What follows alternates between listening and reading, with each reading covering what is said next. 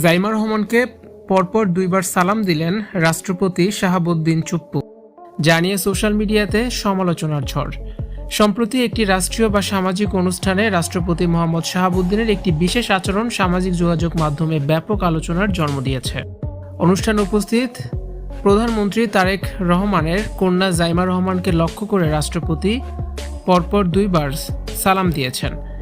আর এই বিষয়টি এখন টক অব দ্য টাউনে পরিণত হয়েছে। প্রত্যক্ষদর্শী ও বিভিন্ন ভিডিও ফুটেজ থেকে দেখা যায় জাইমা রহমান সম্মাননা গ্রহণ করার সময় রাষ্ট্রপতি প্রথমে তাকে একবার সালাম দেয়, এরপর কিছুক্ষণ পর আরও একবার জাইমা রহমানকে রাষ্ট্রপতি সালাম দিয়েছে। প্রোটোকল অনুযায়ী রাষ্ট্রপতির মতো সর্বোচ্চ পদের ব্যক্তির পক্ষ থেকে এমন আচরণ অস্বাভাবিক বলে মনে করছেন রাজনৈতিক বিশ্লেষকরা।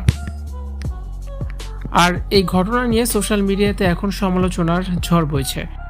এই ঘটনাটি ছড়িয়ে পড়ার পর থেকে নেটিজেনদের মধ্যে মিশ্র প্রতিক্রিয়াও দেখা দিয়েছে। অনেকে একে সাধারণ সৌজন্যবাদ হিসেবে দেখলেও একটি বড় অংশ একে অতিরিক্ত বিনয় বা তেলবাজি হিসেবে আখ্যায়িত করেছেন।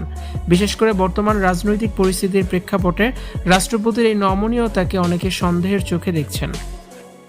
মন্তব্যের ঘরে অনেকে লিখেছেন, দেশের সর্বোচ্চ পদের ব্যক্তির কাছ থেকে এমন আচরণ কাম্য নয়, সৌজন্যের একটা সীমা থাকা উচিত। অন্য একজন মন্তব্য করেছেন, ক্ষমতার পট পরিবর্তনের আভাস পেয়ে এই আগাম তোষামত।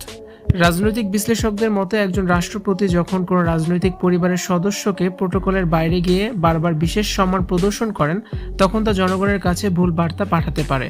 এটি পদটির নিরপেক্ষতা এবং গাম্ভীর্যকে প্রশ্নবিদ্ধ করে। এটা নিয়েই এখন বিতর্ক চলছে। ভিউয়ার্স, জাইমা রহমানকে যে রাষ্ট্রপতি দুইবার সালাম দিয়েছেন, এটা নিয়ে আপনাদের কি মতামত?